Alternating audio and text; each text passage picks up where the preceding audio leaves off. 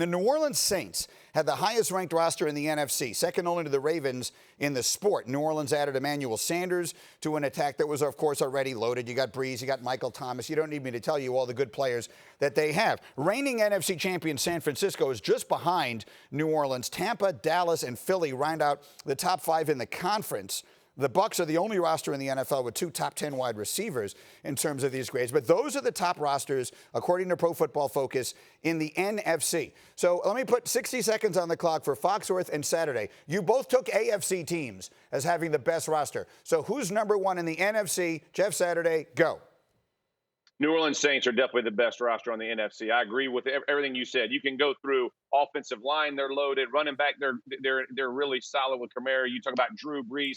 And that's what I would say would be the difference between the 49ers and the Saints. If you look at Drew Brees and Jimmy Garoppolo, you have more trust in what Brees is going to do late in the game. Will he make that throw? And then obviously you're seeing things about Michael Thomas. This team is loaded. I'm going with the Saints. Yeah, they took the most important possibly weapon that the 49ers had last year was Emmanuel Sanders. When he showed up, that offense went from being okay to being great. So the Saints have added him to their offense and taken him away from the 49ers. I think the Saints are certainly the team to beat. And it's not even necessarily because of all the offensive talent they have. They have a ton of talent on defense. And I know we love the 49ers front four. It's incredibly impressive, but they did lose Buckner. And the Saints front four is just as productive. And especially at the edges, getting pressure on the quarterback. I love that group. And of course, secondary, always most important position group on the team.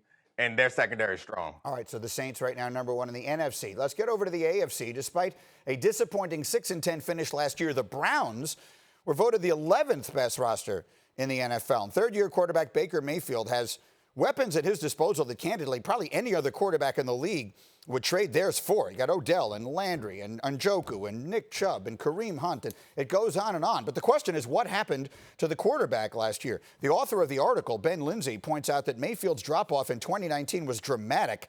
He wrote his grade on Pro Football Focus of 83.2 as a rookie was better than every first-year quarterback except for Russell Wilson and Dak. That number fell to 73.5 last year, 18th out of 32 qualifying quarterbacks. So let's go on the clock again and ask the question in 60 seconds, which Baker Mayfield are we going to see in 2020? Neek, go.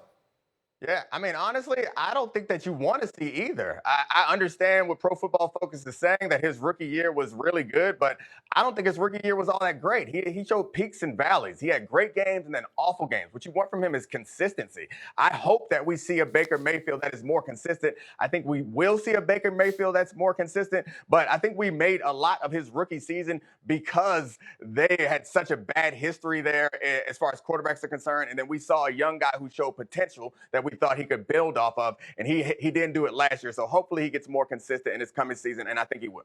How about you, Jeff? Yeah, I'm going rookie season. And listen, here's the deal. You made a point last segment about coaching matters. Coaching matters. 4 head coaches, 4 offensive coordinators. There's been no consistency with the Browns and what they've been asked to do. Everybody wants to put it at Baker Mayfield's feet. He has a ton of talent around his football team. He's getting better, I think, with the maturation process. Stefanski coming in with that offense. Run the football. Don't depend only on the quarterback.